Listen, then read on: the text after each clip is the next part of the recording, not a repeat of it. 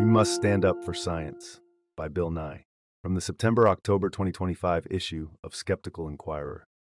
Editor's note: Bill Nye gave the following speech on March 7, 2025, as part of the Stand Up for Science rally held on the steps of the Lincoln Memorial in Washington, D.C. Hello, Washington. It is so good to see you all. Greetings, greetings, greetings. Thanks for joining us today. We are gathered to insist that our lawmakers stand up for science. The framers of the U.S. Constitution made sure to include Article 1, Section 8, Clause 8. Congress is to promote the progress of science and useful arts. Useful arts would be an 18th century expression for what nowadays we would call engineering, using science to solve problems and make things.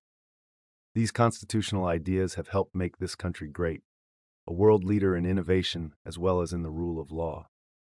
The process of science, along with our hard-won scientific body of knowledge, enabled us to feed and care for the world's billions, build great cities, cure diseases, create global transportation and communication systems, and even know our place among the stars.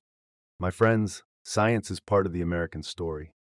If the United States is to lead the world, science cannot be suppressed. And so today, my friends, we demand that scientists not be censored, that there be legal safeguards to prevent political interference in their research, and that they be enabled to communicate their findings freely.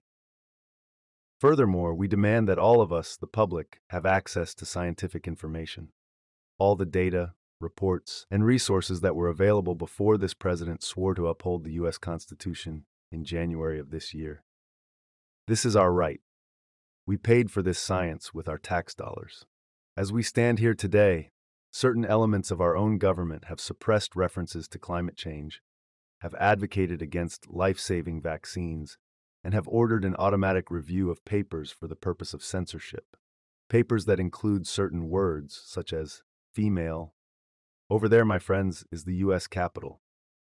To the other side, the side restricting access to scientific reports, scientific data, and resources, we ask, what are you afraid of?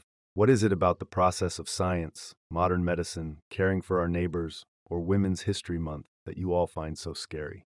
My friends, science is in the national interest. Censoring science is not. I encourage those on the other side to break ranks, become leaders, oppose this suppression of science. The founders embraced the idea that by promoting science and engineering, our citizens would be free to do research and to innovate, which would in turn stimulate the economy, help us compete on the world stage, and keep us safe, ultimately improving the lives of all of us. Every citizen, each of us, wants a better future for ourselves and for our families. Together we can and we must stand up for science. Thank you. Let's change the world. Thank you for listening to Skeptical Inquirer Audio Edition. This podcast is produced by the Center for Inquiry at our headquarters in Amherst, New York. If you would like to support our work, please consider subscribing to Skeptical Inquirer magazine at skepticalinquirer.org. It is listeners like you that make our work possible. With your support, we can continue to promote science, reason, and secular values throughout the world. Thank you.